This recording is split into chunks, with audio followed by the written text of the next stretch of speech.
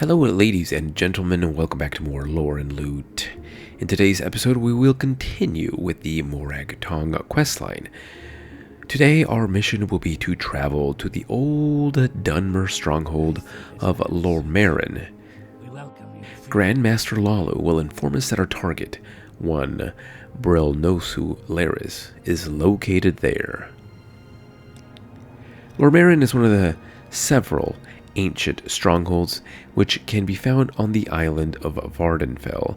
These fortresses were used in ancient times by the Velothi, either to defend themselves against Nordic invasion, against the Dwemer during the many conflicts between the two races, or perhaps both. Nevertheless, these ancient structures have withstood the test of time and, though they are no longer utilized for national defense, many are still occupied. It so happens that Hlormaren is being used by a gang of slavers, and so we travel to the Bitter Coast region in order to honorably slay the slaver Brilnosu Llarys. Who wants her dead? Hard to say. We are not given any clear indication she is a slaver, so perhaps the family of a slaver, or perhaps a former slave. Who wants revenge? Maybe. Though it would be strange to single her out of the whole gang of slavers, but perhaps this is more personal. Whatever the case, the reason is unimportant. Only the killing matters. The easiest way to reach Hlormaren is to travel to Balmora, cheaper by using Mage's Guild transportation rather than Siltstrider, and walking south past the Odai Plateau, and then north from La Oad once the mountains have been crossed. The road north from La Oad leads directly to Hlormaren. As stated previously, Hlormaren is inhabited by slavers, and slavers are generally hostile to any and everyone who encroaches on their territory, so we will not be expecting a warm welcome here. The stronghold is large, encompassing 5 floors in total, including a sewer and the roof, so we will have to meticulously search each floor for our target. Upon arriving, we see some steps leading to the courtyard outside. There are 2 buildings we can enter. We will start with the smaller one. Entering, we are blinded by these weird purple lights. This is the propylon chamber, essentially a teleporter, where the user can go from one of these strongholds to another. They require a small stone called a propylon index. We don't have one of these, so we can't really do anything here, but there is some minor loot in these containers. Once we're done, we can exit and head to the other building. This is the main entrance to the stronghold. Instantly, upon entering through the front door, we are spotted by the 2 guards stationed here, Ushar Gra Gulfum and Mavin Uverin, both of whom immediately engages in combat. And so begins a slaughter, the likes of which Hlormaren has likely never seen or will ever see again. Being attacked on both sides puts us at a major disadvantage, so we strategically enter and exit, heal and enter and exit again over and over. This will be our plan of attack right here. We summon our Bone Walker to aid, but we barely make it out alive. This is a very tough fight, for sure. We finally fell the orc with only 5 hit points left and need to do some quick healing before continuing to fight. With only Mevin Uverin left, we can employ the trick we probably should have started with, which is to paralyze him and then attack with the normal weapon. Now it is time for us to sneak around. Clearly, we are not welcome in this place, and we can't afford to go into another one of these fights with multiple opponents. Sneaking around the first corner, we see two figures. A Dunmer in chitin armor like ours, and then a shirtless Nord comes around the corner. Not a fight we want to take on right now. Heading back the other way, we come across the door to the top level, but we need to clear this floor first. We can't leave anyone alive that could sneak up behind us. Around the next corner, we see a Bossmer. So we sneak up on her invisible and take her out before she has a chance to raise the alarm. Bowril was her name, and she just has a few coins on her. Moving on, we see an orc, and honestly, I'm over fighting orcs already. As an assassin, we're best suited for sneaky fights, especially ones where we have tilted the scales in our favor. Fighting orcs one-on-one, not our forte. We can sneak back and go through a door we passed earlier, but we see another orc in there. Looks like we are fighting orcs no matter what. So, we might as well just get it over with.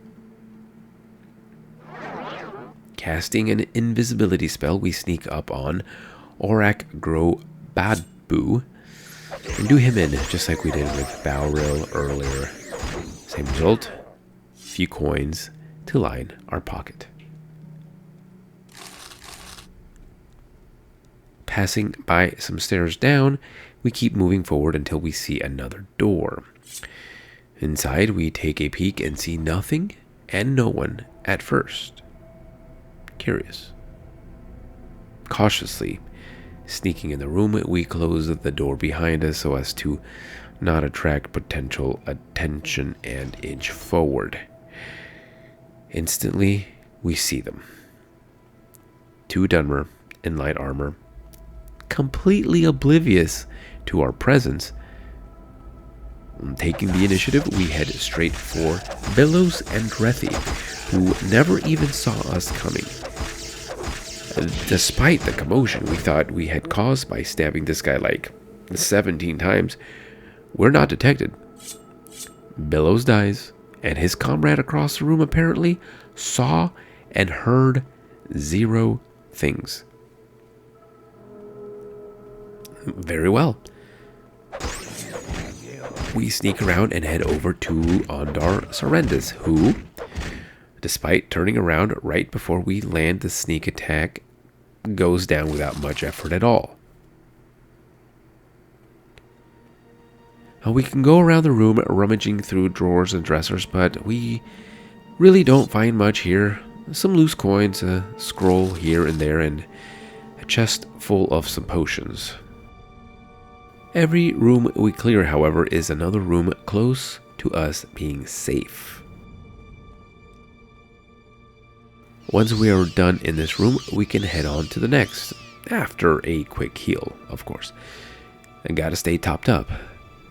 One good thing about having so many daggers is that we can rotate between them, giving them a chance for their enchantments to recharge. Okay, back to this place with the well-armored Dunmer in the same getup as us. We have no choice but to just go for it and hope that the big dumb Nord back there doesn't see or hear us. The Dunmer, Avon Ravel, ends up seeing us last second, but at this point we have our game plan rehearsed to perfection. However, we get a taste of our own medicine as Avon has a glass jinx blade. He paralyzes us with a stab, but foolishly does not finish us off when we are at our most vulnerable.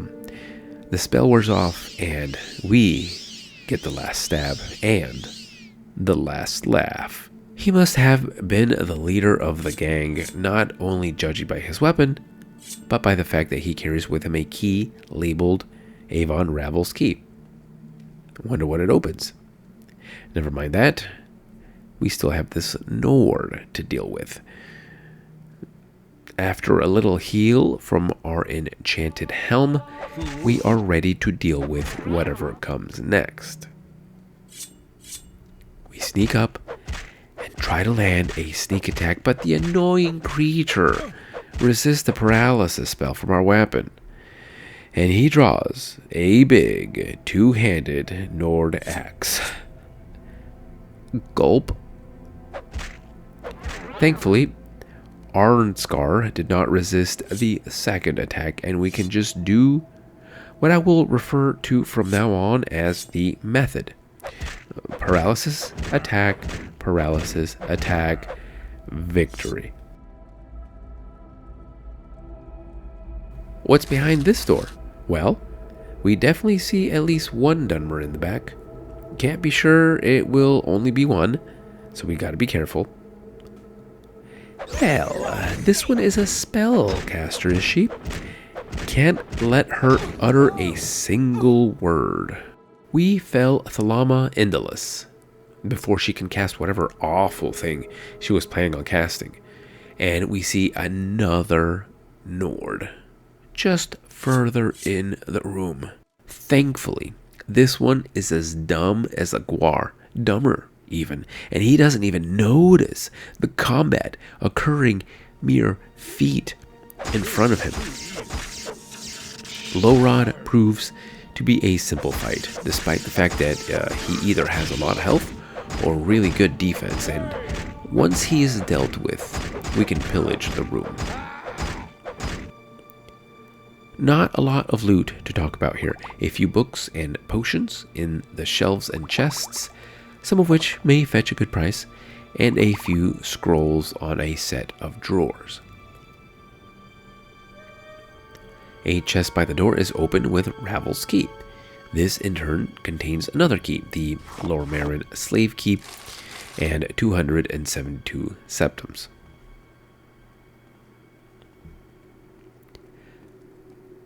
Sneaking back out into the hallway, we make our way around, going back to one of the rooms we did not check yet. Inside, we immediately see a wood elf and an orc, neither of whom notice the door opening. We wait for an opportunity, but neither of them seem to be moving away from the door. Okay, we will instead decide to take the initiative and go invisible before stabbing Nag Gro Shumba in the back. Unfortunately, the method will not work here as our paralysis daggers are all out of charge, and this orc hits really hard. Thankfully, we're able to down a few healing pots and survive the attack. The wood elf will be next. Dothruviel did not notice the fight. Seriously, what is wrong with these people? So we can take her on one-on-one. Surprisingly, she whips out a big old hammer. Not what I expected, but thankfully she doesn't seem to handle it very well and doesn't end up being a challenge. There are a few items of note in these crates, some potions, jewels, some armor, but we're traveling light and we won't be taking anything heavy at the moment. Now that the entire floor has been cleared, we can rest up and continue on. We can now go to the upper level of the stronghold and see if we can find the target of our mission. We see the stairs that lead up, and we head up them, checking our surroundings as we go. The hallway curves to our left, but to the right is straight, and we see yet another Bosmer standing guard here. We watch as she patrols the hallway, waiting to see if we can get an opening to attack. Not seeing an opportunity, we instead go invisible and head left to see if we can get the jump on anyone this way. An assassin is patient, after all, never rushes in without all the details. At least, not the ones that survive for long. However, we do not go far without seeing another figure. So for now, we slink back into the shadows. Well, we have no choice. There is someone whichever way we go, so we might as well just go for it. Sneaking up, we are able to land the first and final blow to this Dunmer, Melsu in Dallas, who did not even get a chance to react before her compatriot, Thilvamu Serrano, even noticed. Apparently, seeing a body on the ground is commonplace around here, because despite looking right at Melsu's body, it doesn't alert Thilvamu. She does notice us, but she goes down just as easily as her friend here. We can now loot the place, and there are a few gold pieces here and there, and some scrolls we can take. Continuing around the hallway, we see at the very end another figure. Before deciding whether we will go down this hall or the other one with the Bosmer, let's go back to that little storage nook and go through the crates and barrels. There's actually some decent stuff here, some potions, scrolls, jewels, weapons, and some gold.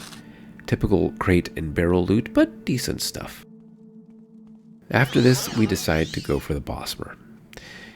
Well, we get as close as we dare, then go Ring of Khajiit, and explore a little further. We see that there is a room adjacent here, and a Dunmer, Miluru Andis. We decide to take her out first, since we're already here. We take care of her without alerting the Bosmer, and we can now take her on safely. Milbereth was well armored, probably had a good light armor skill, and takes more hits than normal. She doesn't get to swing that fancy stick of hers though, and doesn't pose too much trouble to us. The room itself has only a few things of note. A chest with some potions is worth checking out. The other chest has a nice amount of gold inside, as well as some potions and fancy arrows on top. A book. The locked room is on display here. It will increase our security skill, so that's nice. It's also worth 200 gold, so that's nice too. Time to move on. Continuing down the hall, we come across a Bosmer who has his back turned to us. We sneak up on Philin, though he ends up hearing us last second, but a stab with a paralyzing blade ensures the small elf can't use his giant axe on us. Now we can search Philin's quarters. There are a few containers in here with some small amounts of gold, the odd scroll and potion, and some other small lootables. Once done, we once again head back into the hall and go down the last hallway, the one with the random Dunmer. Going invisible once again, we sneak up on Felsu Tellus and realize there is no one else here with her, so we are free to take her out with impunity. She succumbs to the method, and we go into the room adjacent, which has another Dunmer and some overturned shelving. Not sure what's going on in here, but we got killing to do.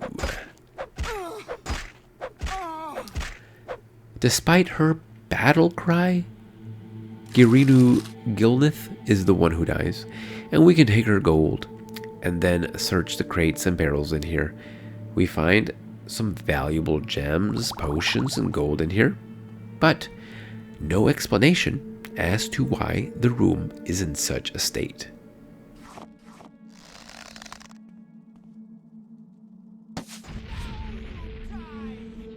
One final hallway to go down, and this time we try something different, a little bit different. Pulling out our bow, we take aim and get a free hit on this Dunmer, Brilnosu Llarys, before paralyzing her and poking her to death. She does end up breaking free and getting a few licks in herself, but not a big deal.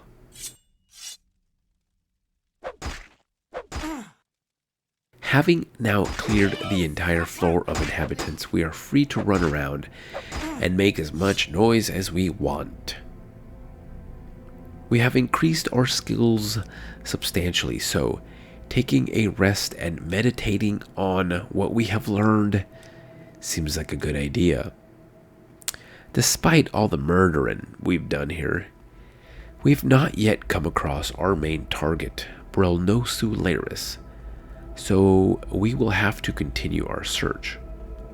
Remembering that we passed some stairs up earlier on this floor, we circle around until we find them. We exit out onto a flat roof, and it is now raining. Immediately to our left, we spot a distant figure. Thankfully, we also look right, because much closer to us is a Dunmer, who thankfully has not spotted us. We shoot an arrow at him, but in our haste, we miss. He takes out his bow, but we close the distance to him and freeze him in place so that he can't run away. His name was Nevon Brilnosu, and he has some decent weapons on him. These will be good to take, but mostly we are interested in these arrows. Very nice. It appears that the other Dunmer, the one from the opposite side, finally saw the disturbance and was attempting to make her way over to us, but apparently found navigating around the corner a bit too difficult, so she got stuck. Well, we can take advantage of this and shoot her from afar.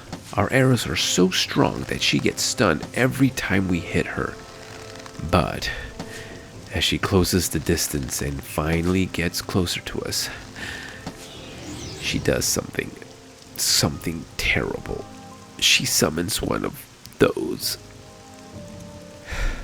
The play here is going to be to go Khajiit and get her while she is not looking, and while we are not spotted by the Bone Walker.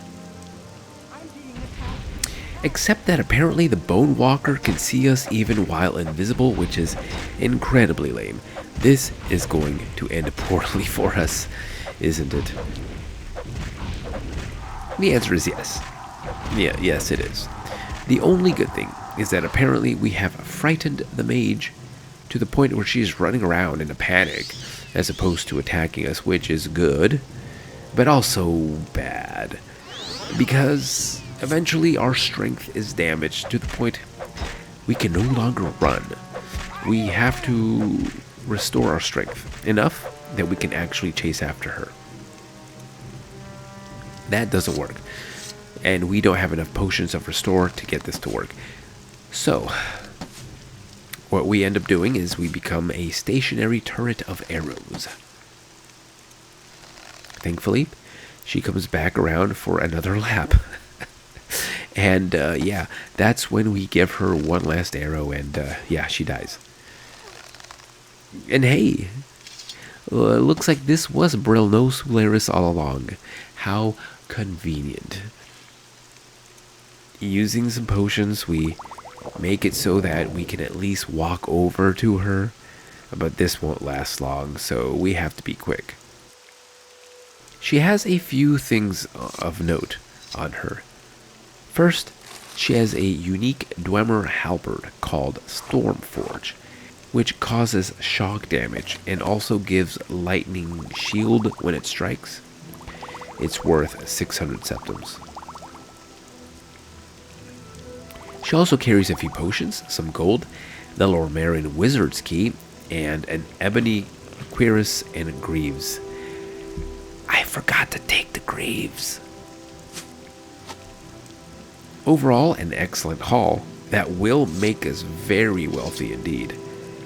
However, even if our strength weren't damaged as bad as it was, this haul would totally over encumber us. So we need to do something to fix this. We'll cast a mark spell so we can return here quickly, and we can cast a divine intervention. This will take us to Moonmoth Legion Fort near Balmora, so this isn't so bad at all. We managed to drink a few potions and restore our strength just enough to make it back to Balmora, so we can sell some stuff and cure ourselves of this curse. And then we can recall back to Hlormaren and grab anything else that we may want, so that we don't leave anything valuable behind. Except the greaves, which I continue to forget. We make it back to the Balmora Temple, cure ourselves of this strength and endurance curse, make a quick trip to Caldera to sell off most of the weapons, potions, and other things we don't want to Creeper for a tidy profit, head back to Balmora, sleep in the Fighters Guild Hall, and recall back to the stronghold. Once we're back here, let's check out this building over here. It's called the Dome. Who knows what trouble we'll find in here, so let's prepare ourselves just in case it gets dicey. Oh. Looks like this is where they're just keeping two slaves. This is Vandra and Darnara. We have no reason to free these Khajiit, but we also have no reason to leave them here, so we'll release them. There are a few things to grab here: the Destruction Skill Book, the Mystery of Talara Part 3, 2 bottles of skooma, as well as the Andesreth Propylon Index. The Hlormaren Wizard's Key opens the chest by the door, which contains some gold and another copy of the Hlormaren Slave Key. Now, technically, we are done. We killed our target, the wizard, Brilnosu Llarys, and have looted basically everything there is to loot. Yet, we did not go downstairs to the lowest level. Let's see what's down there. This door leads to the Hlormaren underground, and entering, we see more of these bandits, these slavers. We see 2 orcs and a Nord. This is not going to be an easy fight by any means, but they're so close together, it's going to be likely impossible to get to any of them without getting the attention of all of them. We might as well just go for it. We decide for the Nord first, but as we walk up to him, sword raised, ready to strike him down, he sees us, and yeah. Arkming the Flayer does nothing. That's right. It appears the inhabitants of this floor are not hostile. Well, this is awkward. Let's talk to him instead. I don't know you. What do you want? He asks. We say nothing and just walk away. A locked door immediately to our left entices, but let's not press our luck. We greet the 2 orcs here, Durzum Gro Shagrak and Sharog Gra Ulfish, who also just kind of mind their own business and leave us to mind ours. Okay, so now there are 2 locked doors on each side for a total of 4. And then there is 1 additional door on the opposite side of where we came in. This door leads to the sewers. Next to this sewer door is a crate with a couple of bottles of skooma inside and 1 on top. Don't mind if I do. Now, we can go in the sewers and explore, but there's nothing here. No treasures, no secrets, just rats. There is a hidden underwater entrance to Hlormaren that you can reach from the outside if you wanted to, like, infiltrate the stronghold from the water. But you would still have to go through the floors above to get to Brilnosu Llarys, so there's really no point. Rather, personally, I think this is just like probably the entrance that these smugglers use. Their slavers use to get their goods into the stronghold without being spotted, like world building. Regardless, there's not a lot of point in going in here, so let's head back. Back in this room, we can actually unlock the rooms off here to the side with the Hlormaren slave keep, and no one seems to care, like at all. All of the doors are housing slaves. All the rooms have slaves in them. Each of them can be opened without anyone really paying attention at all. And so it seems like we're done here. We've basically gathered as much loot as we're going to gather, and there is no one else to kill, really. No one openly hostile, at least. So, yeah, we can divine intervention ourselves out of here to save us the hassle of walking back. Once at Fort Moonmoth, we can once again make our way to Balmoral. And from here, we can go back to Vivec and turn in the quest, get a reward. Announcing our success, to Grandmaster Enolalu earns us the usual 1,000 gold. And with that ends the epic tale of the Morag Tong quest, Writ for Brilnosu Llarys. If you enjoyed this episode, please consider giving it a thumbs up. It really helps the channel. If you want to see more Morrowind content, consider subscribing. We're still not done exploring the full story of the Morag Tong. Thank you for joining me for this episode, and I'll see you next time.